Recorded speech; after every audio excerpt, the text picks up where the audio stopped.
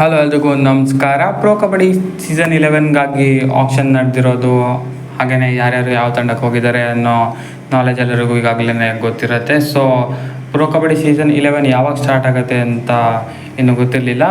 Most probably ಯಾವಾಗ ಶುರು ಆಗ್ಬೋದು ಅಂತ ಈ ವಿಡಿಯೋದಲ್ಲಿ ನೋಡ್ಕೊಂಡು ಬರೋಣ. ಅದಕ್ಕೂ ಮೊದಲು ಚಾನಲ್ಗೆ ಹೊಸಬರಾಗಿದ್ದರೆ ದಯವಿಟ್ಟು ಸಬ್ಸ್ಕ್ರೈಬ್ ಮಾಡ್ಕೊಳ್ಳಿ. ಸ್ಪೋರ್ಟ್ಸ್ ಅಪ್ಡೇಟ್ಗಾಗಿ ಬನ್ನಿ ವಿಡಿಯೋ ಪಟಾಪಟ್ ಅಂತ ಶೇರ್ ಮಾಡೋಣ. ಪ್ರೋ ಕಬಡ್ಡಿ ಸೀಸನ್ 11 ಯಾವಾಗ ಸ್ಟಾರ್ಟ್ ಆಗುತ್ತೆ ಅಂತ ಹಲವಾರು ರಿಪೋರ್ಟ್ಗಳು ಹರಿದಾಡ್ತಾ ಇದೆ. ಮಲ್ಟಿಪಲ್ ರಿಪೋರ್ಟ್ಸ್ಗಳ ಪ್ರಕಾರ ಅಕ್ಟೋಬರ್ 18ರಿಂದ ಪ್ರೋ ಕಬಡ್ಡಿ ಸ್ಟಾರ್ಟ್ ಆಗ್ಬೋದು ಅಂತ ಬರ್ತಾ ಇದೆ.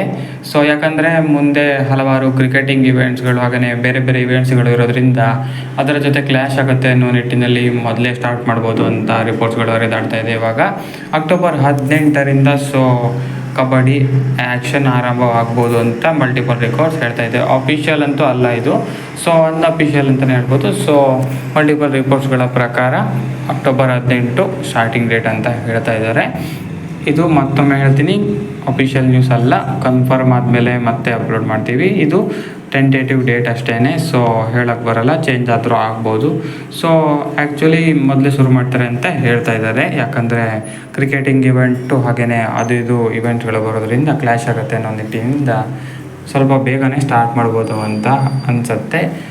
ನಿಮಗೆ ಗೊತ್ತಿರೋ ಹಾಗೆಯೇ ಅಫ್ಕೋರ್ಸ್ 2 to 3 ಮಂತ್ಸ್ ತೆಕ್ಕೊಳ್ಳುತ್ತೆ. ಲಾಂಗ್ ಟೂರ್ನಮೆಂಟ್ ಆಗಿರೋದ್ರಿಂದ ಇದು 3 ತಿಂಗಳುಗಳ ಕಾಲ ನಡೀಬೋದು ಅಂತ ಅನಿಸುತ್ತೆ.